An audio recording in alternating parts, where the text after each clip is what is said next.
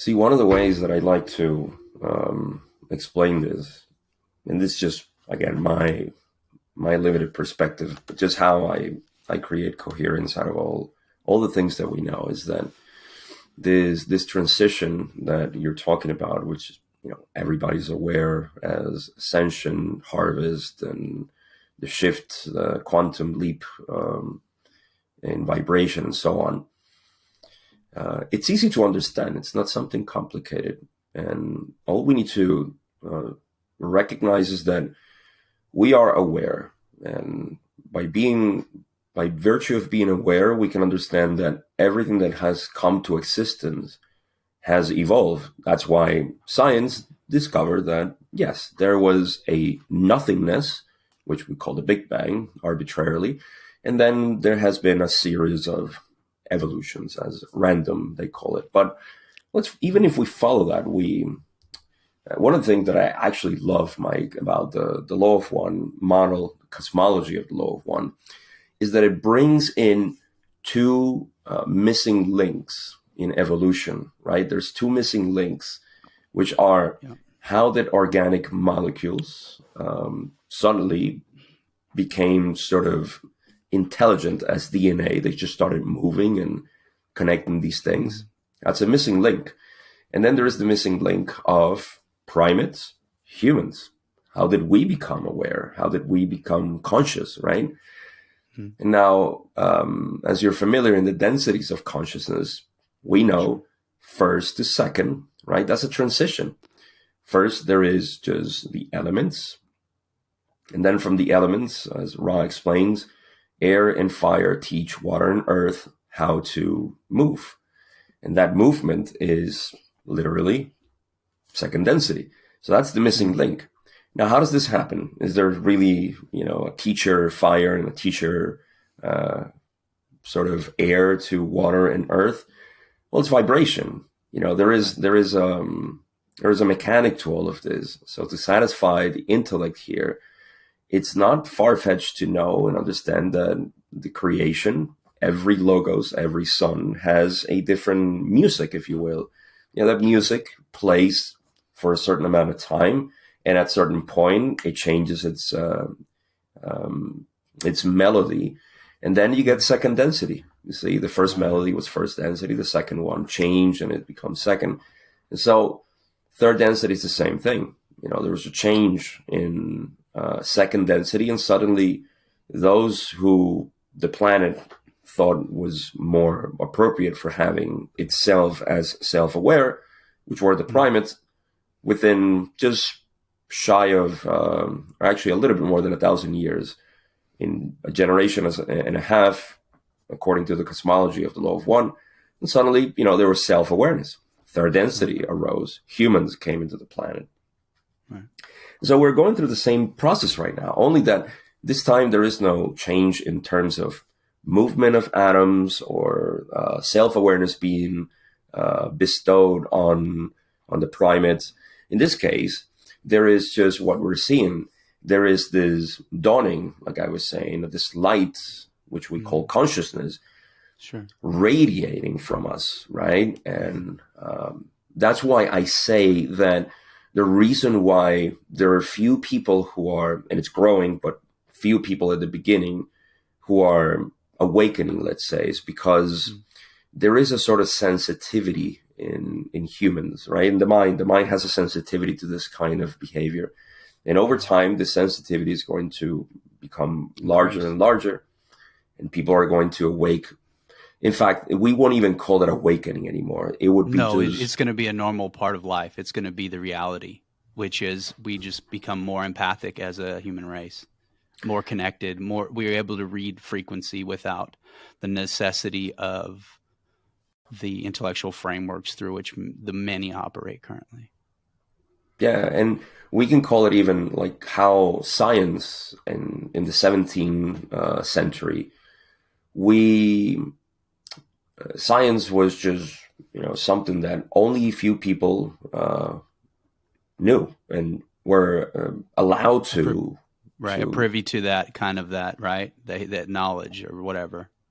now you're born into science. You know, science is a de facto operation here. So in the Yeah. same way, you know, this knowledge that we're talking about here, which is obscure, is the same obscurity back in the 1600 and 1700 about Sure. uh, philosophical inquiry of the nature of reality. So it's the same thing over and over again, just that this time, Yeah. what's happening is just a massive change in vibratory rates of Sure. reality. I mean, this is not even something that you can shy away. That's why I tell people, don't worry, you know, evolution is inevitable. What's important Absolutely. is the Yeah. experience. Right. Yeah. There's this activation, whenever one is ready for this opening, this multidimensional, this whatever it is, where the cells, the DNA, whatever it is that opens up, and when it's your time, and there's this beautiful grace and this beautiful unfolding that you can't really intellectualize. Everybody has their own unique unfolding. And, for me, it was spending, 15 years or whatever, and 15, 20 years in contemplation. And then when it was my time, boom, it opened up, and there was a shift. And to be honest with you, it was more than I could manage in my body. It was, I opened up more than my conscious mind or my identity could really sustain in a lot of ways. But for everybody, it's unique and different, because we all have unique and different intents and purposes and goals, and so on and so forth. And so you're exactly right. I mean, moving into a different space in the world, spirituality is becoming mainstream, and there's going to be this tremendous movement, I believe, where at some point in the future, where science and religion and spirituality and astrology and politics, everything's going to find its way into this more cohesive, more integrative, more holistic. Because right now things are so separate and everybody has their own little kind of way, right? But because unity is our deepest truth, as we reveal unity more and more and more, and the framework through which unity is all encompassing, the barriers that have been created in these different streams of experience on this planet will begin to find that there's an interconnected nature to everything. And that will begin to bring down the walls and help people ultimately, as individuals, become more unified in self. And then through time, culture will begin to experience the inherent unity that individuals are living on a moment-to-moment basis. I agree. And that's why I also emphasize often that I'm so grateful, you know, to be able to experience this point of view that I am in this time, because I gotta confess, I wasn't always like this through my process, because I had my own views in terms of what let's call it the government, or the structures, the power structures were. Right. But the more I kind of experienced myself and learned by myself, that allowed me to see how everything is happening in the same way, only slower. You see, the fastest change that can happen in the world is you. And after you change, everything changes, right? So in this particular scenario, I kind of alleviated my frustration with the structures by knowing that, just like it took me time to go through a purging, if you will, of my own thoughts, my own negative thoughts about fear and anger and frustration about reality and how things should be according to my own views and so on. The same thing needs to happen with the planet, you know, with the system that we have, the system, the control system, which, you know, has been there for thousands of years. You know, it's only transformed. So and the rate at which it's changing is dramatic as well, you know. So Sure.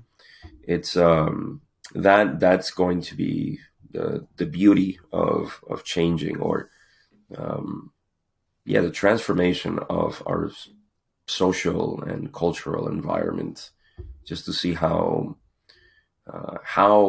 it goes through the same process that we did. Because, like you said, the only reality is unity, and once this shines as an inevitable Uh, panorama or landscape, you're going right. to have to conform to that, and I think that's what's happening, you know. And I'm just amazed by the speed of change that everything's happening.